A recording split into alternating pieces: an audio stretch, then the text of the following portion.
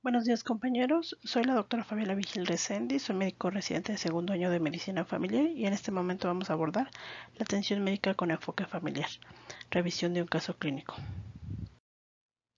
Se trata de una paciente femenina de 35 años de edad, la cual es casada y tiene 2 hijos.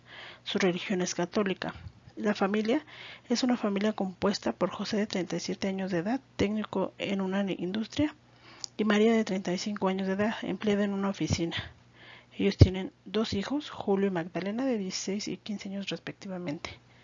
Viven acomodadamente, hay buena relación entre ellos y los familiares y las familias de origen.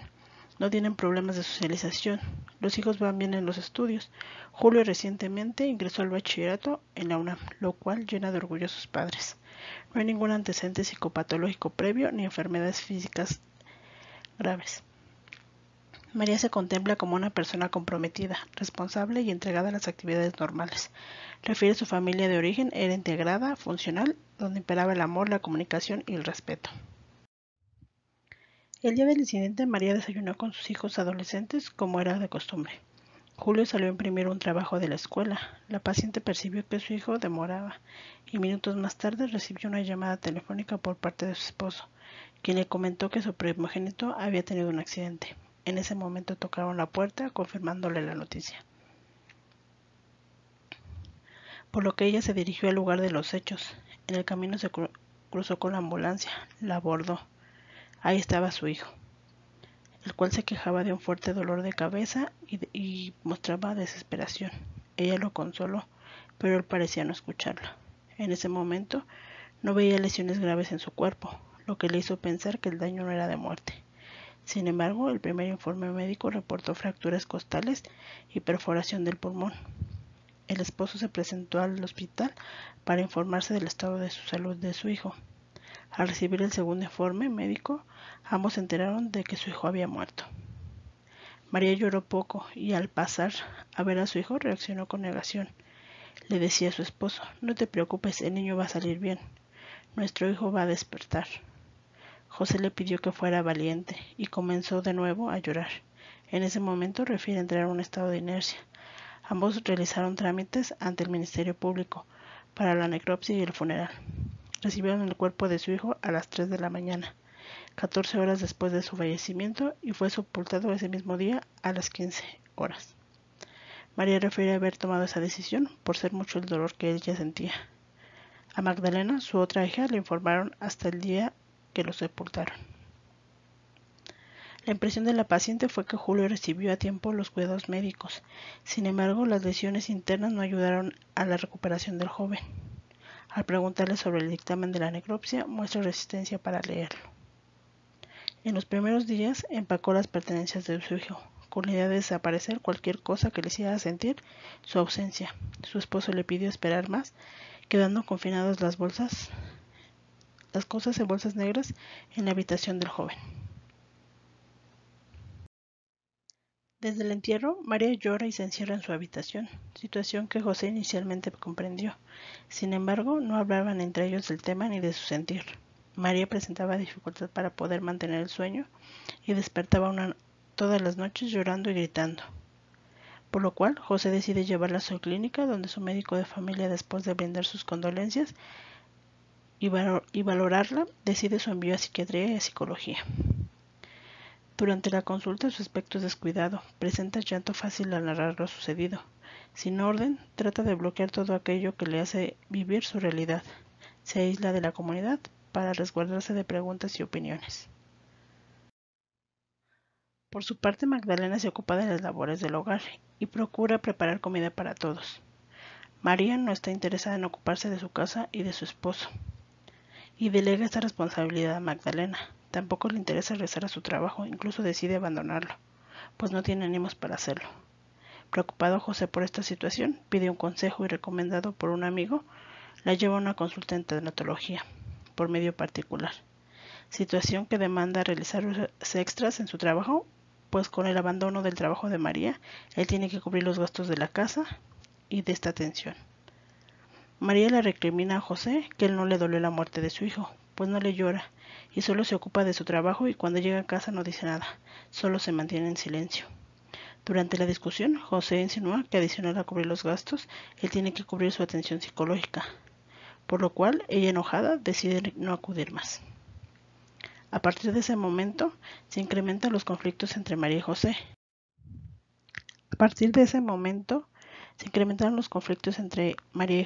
Progresivamente más violentos, hasta que José decide abandonar la casa. Unos meses después de la muerte de su hijo Julio, llaman a María del instituto donde estudiaba Magdalena para decirle que su hija faltaba a clases, no estudiaba ni seguía el curso adecuadamente. Ante la extrañeza mostrada por la naturalidad con la que María asumía esta situación, se descubrió que los profesores no sabían que el hermano de Magdalena había muerto. Nadie se había ocupado de informarles y evidentemente Magdalena tampoco lo había hecho. A esta misma entrevista, María descubre que Magdalena había sido reportada y sancionada por consumo de alcohol y cigarro dentro de las instalaciones.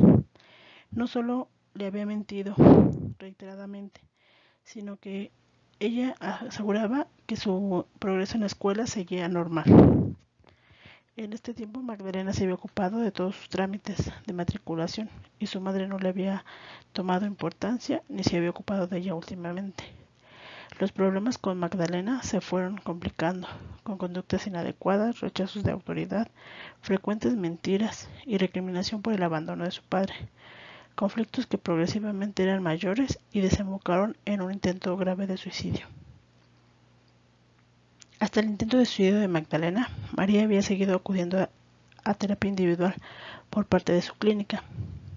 Fue hasta el momento que en el hospital donde estaba Magdalena ingresada les indica la conveniencia de que acudan todos a una terapia familiar.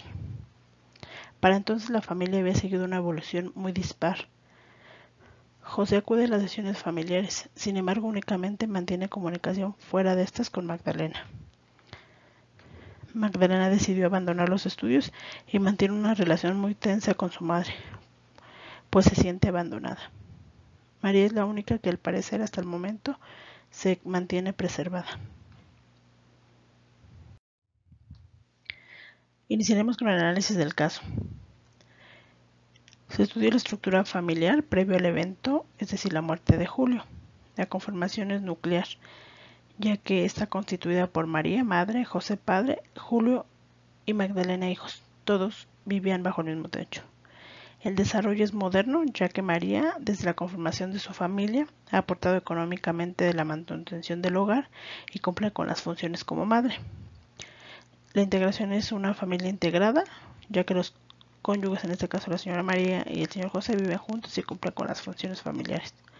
La ocupación es profesional, ya que el señor José cuenta con una carrera técnica. La demografía es urbana, vive en una zona con más de 250 habitantes. La etapa actual del ciclo de vida según Huerta es una etapa procreativa, fase de consolidación y apertura. Sin embargo, tras la muerte de Julio, la estructura familiar cambia. Su composición pasa a ser seminuclear, pues tras su muerte, la pareja comienza con peleas y discusiones que concluyen en el abandono del hogar por parte del señor José. Su desarrollo pasa a ser tradicional, ya que María abandona su trabajo, deja de ser portador económico y deja de cumplir también sus funciones como madre y esposa. La integración. De ser una familia integrada tras la muerte de Julio, el señor José abandona el hogar y las funciones familiares como el cuidado, el afecto y la expresión de la sexualidad, socialización se ven empobrecidas, ya que hay descuido de la hija sobreviviente por ambos padres, hay descuido de la salud propia y ya no hay comunicación ni muestras de afecto.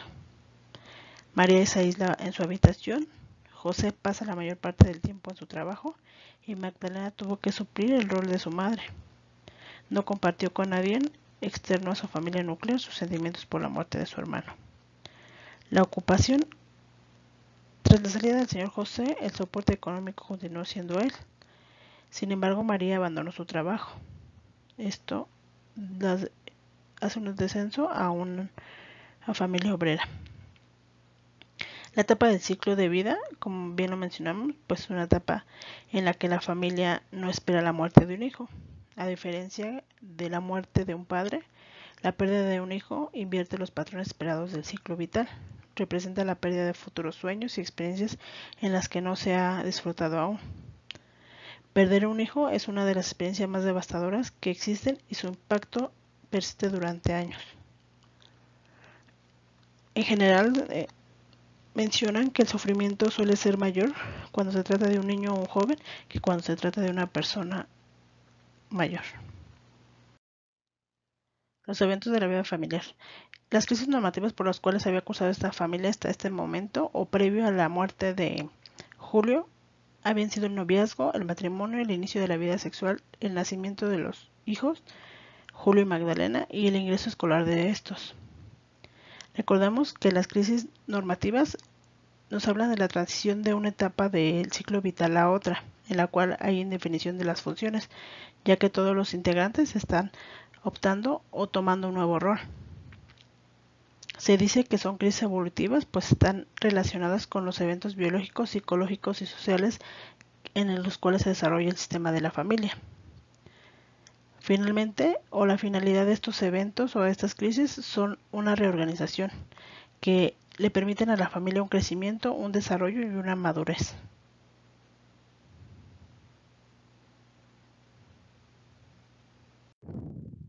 Las crisis paranormativas por las cuales cursa esta familia son la muerte inesperada de Julio, el de la señora María, el abandono del empleo, los problemas de su matrimonio, la separación del señor José, el intento de suicidio de Magdalena y el abandono de los estudios de Magdalena. Recordemos que los eventos paranormativos o las crisis paranormativas son aquellos cambios y transformaciones que experimenta la familia en cualquier etapa de desarrollo. Estos no están relacionados con los periodos del ciclo vital, sino son hechos situacionales o accidentales que provocan cambios en la estructura y el funcionamiento de la familia. Los eventos desencadenantes de estas crisis pueden ser de desmembramiento.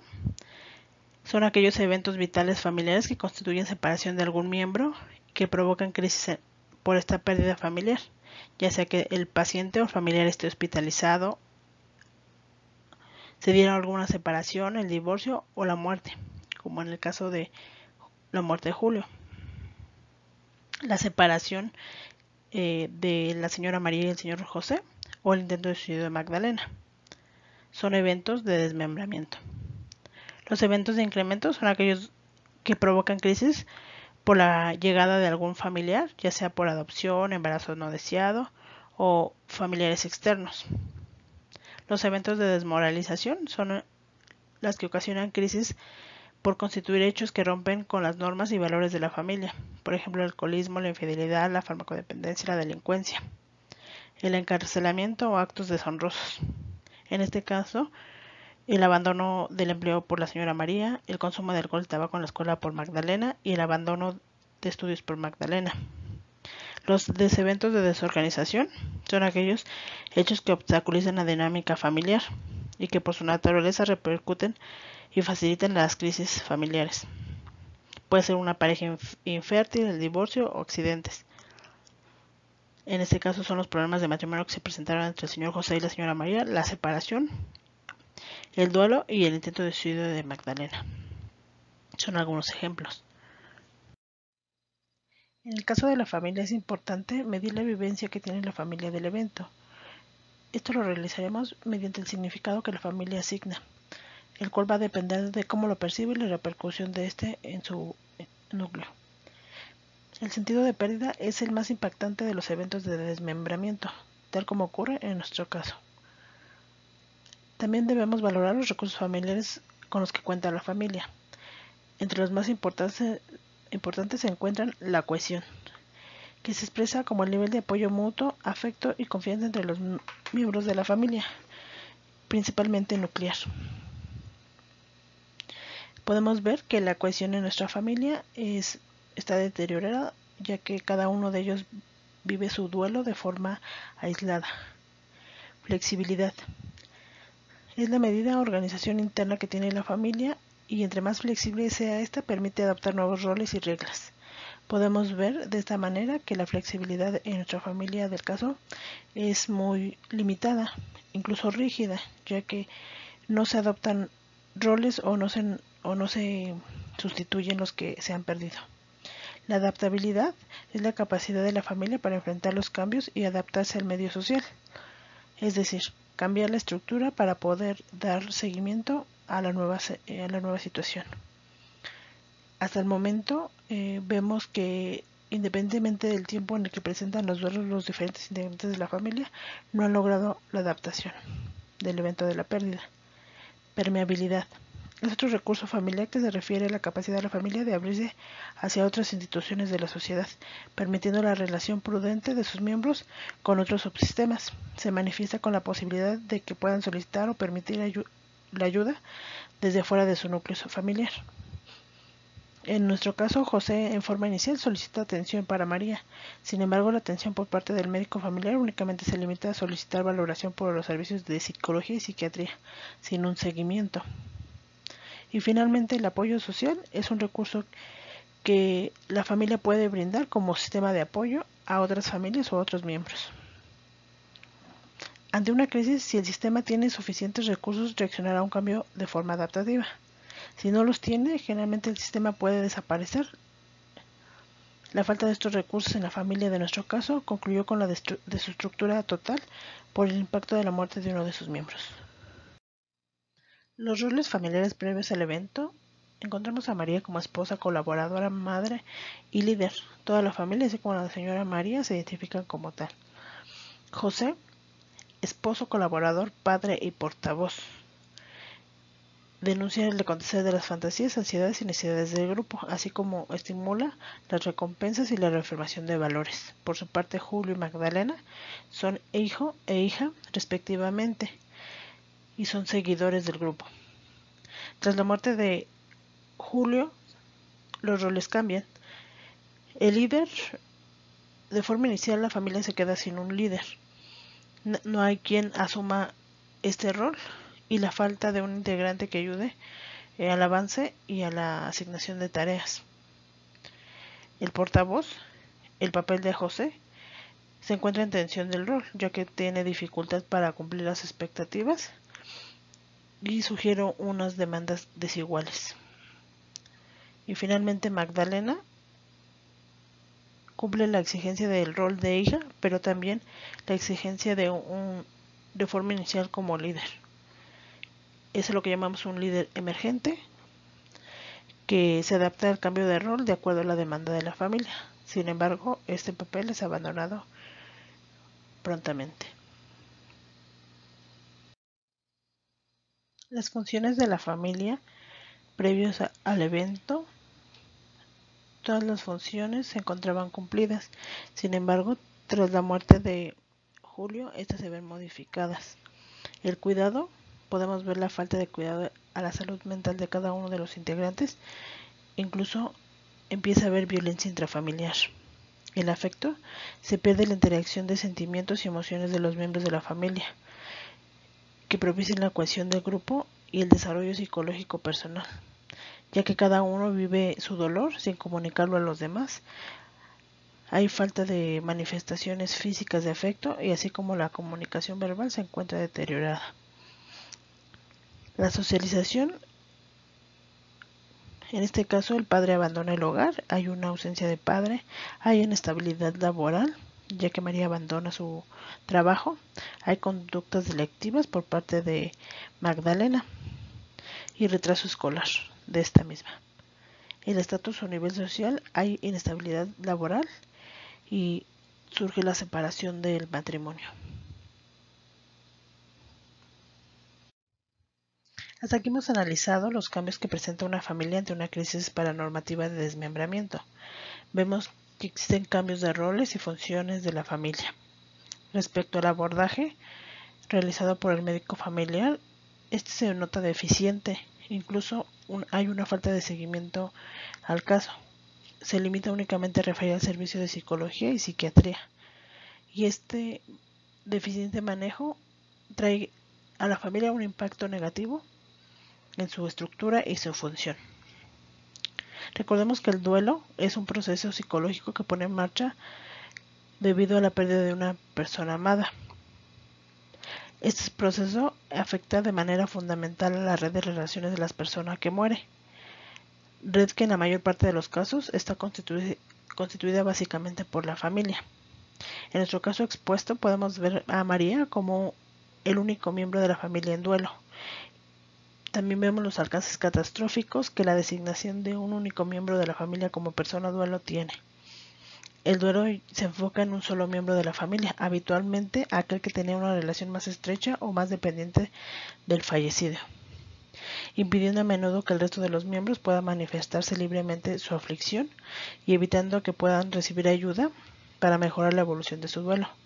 Se niega así a estos miembros no solo la posibilidad de acceder a algún tipo de ayuda terapéutica, sino incluso la posibilidad de expresar abiertamente sus emociones, ya que todos deben estar al pendiente del cuidado del que está oficialmente en duelo.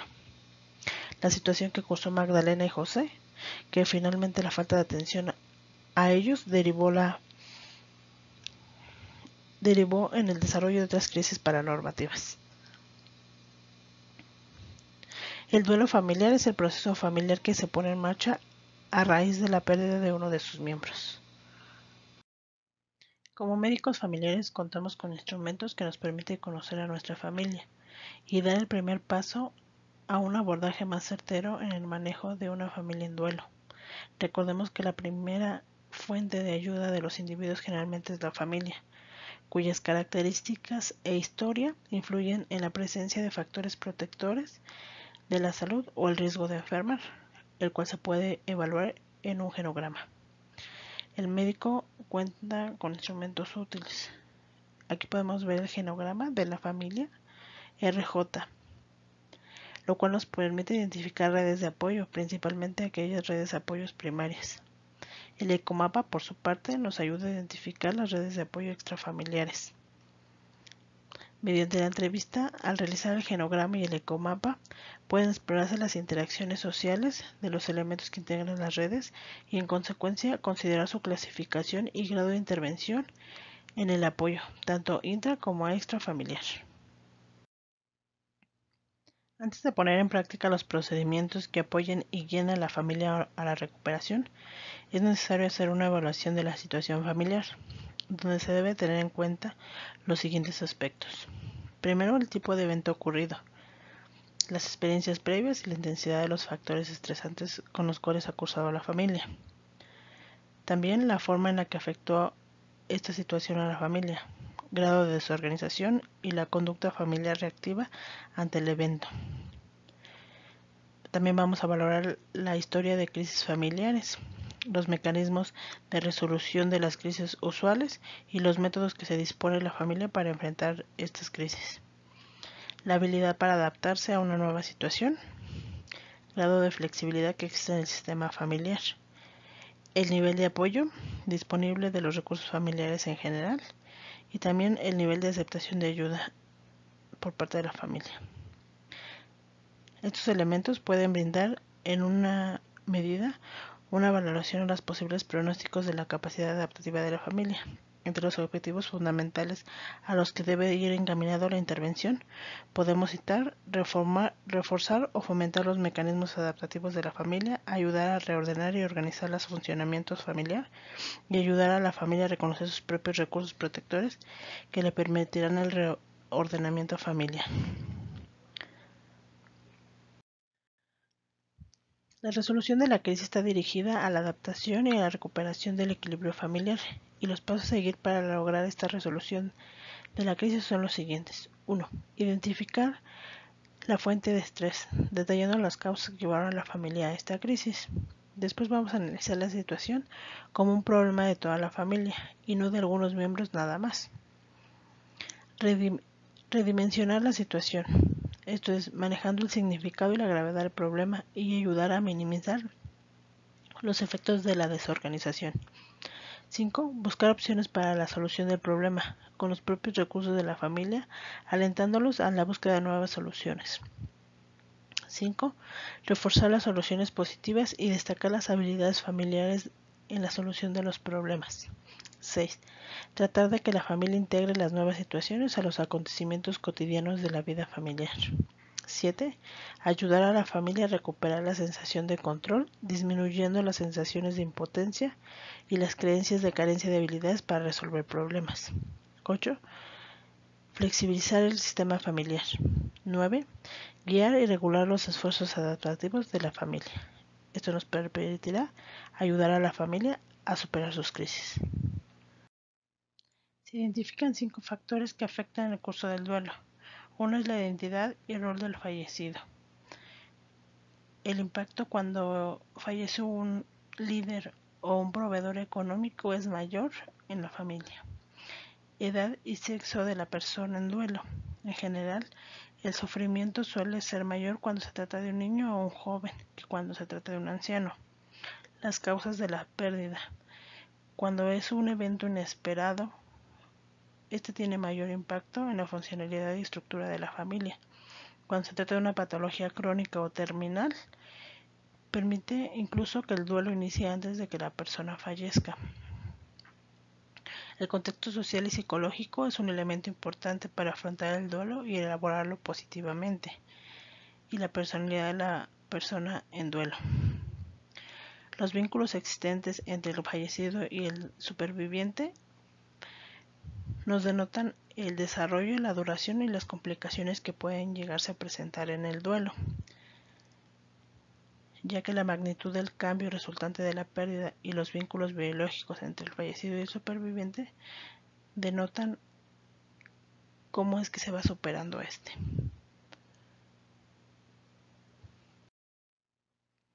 La desaparición de un miembro de un sistema familiar trae consigo la necesidad de reorganización de la familia durante el duelo.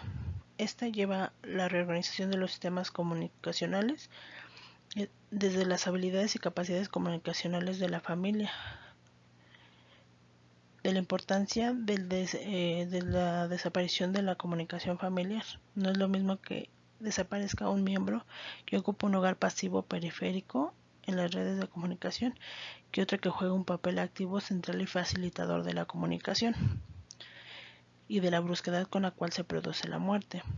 También debe haber una reorganización de las reglas del funcionamiento del sistema, del número de reglas que sea necesario modificar, de la brusquedad con la que se produzca la muerte y del ciclo vital en el cual se encuentra la familia. La redistribución de roles. Tras la desaparición de un miembro de la familia que jugara un rol central en su funcionamiento, puede producir un intenso desequilibrio en el sistema, incluso en el caso de que el fallecido jugase un rol de ligazón de los demás miembros, puede producir la desaparición del sistema familiar. Ejemplo de esto es el divorcio de una pareja tras la muerte de un hijo. Y finalmente la adaptación de una nueva realidad en la que el fallecido esté ausente. Dependerá, como ya se ha dicho, de la flexibilidad del sistema familiar para adaptarse a los cambios.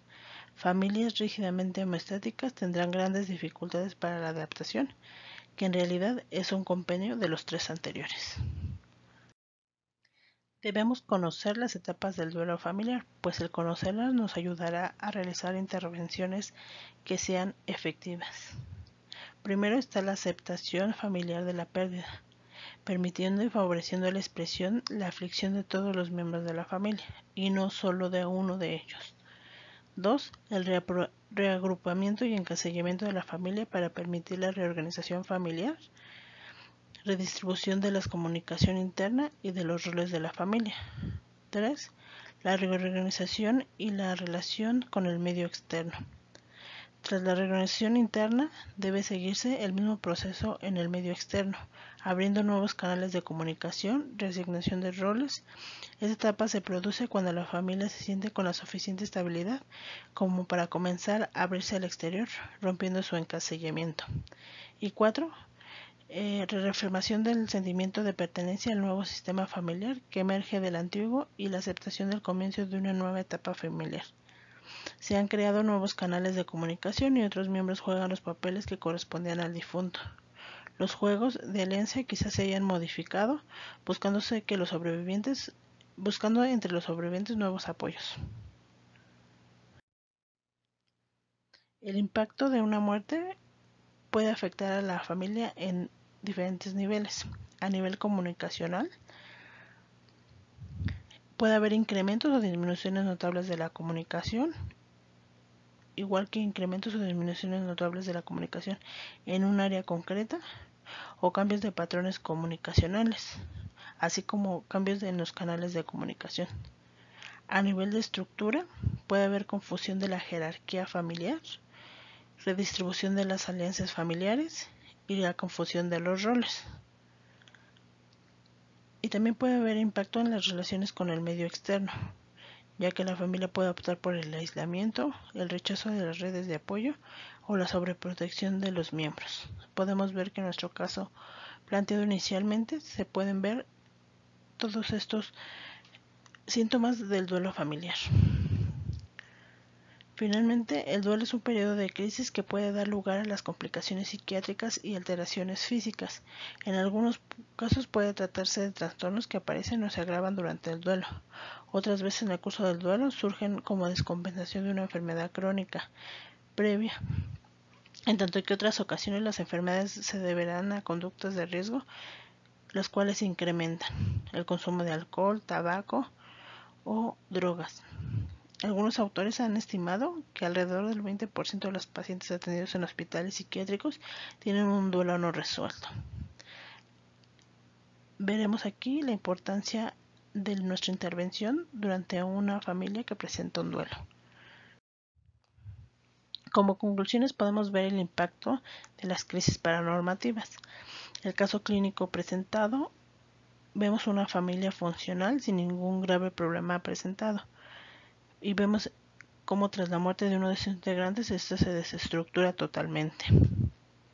También vemos que el duelo individual que manejó María le permitió evolucionar positivamente. Sin embargo, dejar de lado a otros miembros de la familia, comienzan a manifestar sus problemas cuando, cumpliendo con las leyes homeostáticas de los sistemas, la madre mejora, pero sus demás integrantes presentan otro tipo de crisis paranormativas. La importancia de mantener un apoyo tanatológico a las personas que atraviesan un proceso de duelo por la pérdida de un ser querido es para favorecer un proceso de duelo positivo. El duelo individual es un abordaje incompleto porque podemos ver que el no tratar o no permitir que otros integrantes de la familia muestren sus sentimientos ante la pérdida nos lleva al desarrollo de otras crisis paranormativas, incluso la desestructuración y la pérdida de la familia. Debemos de considerar que la pérdida de un nuevo miembro trae consigo una nueva organización que conlleva cambios en reglas, funciones y roles. Es importante tener en cuenta que el duelo no elaborado puede tener repercusiones sobre otros miembros de la familia. Y también verificaremos que los rituales ejercen un papel importante durante el duelo, ya que depende de las creencias, la fe o las costumbres que tenga cada familia. Estas le permiten recibir el apoyo no solamente de su núcleo, sino de forma externa.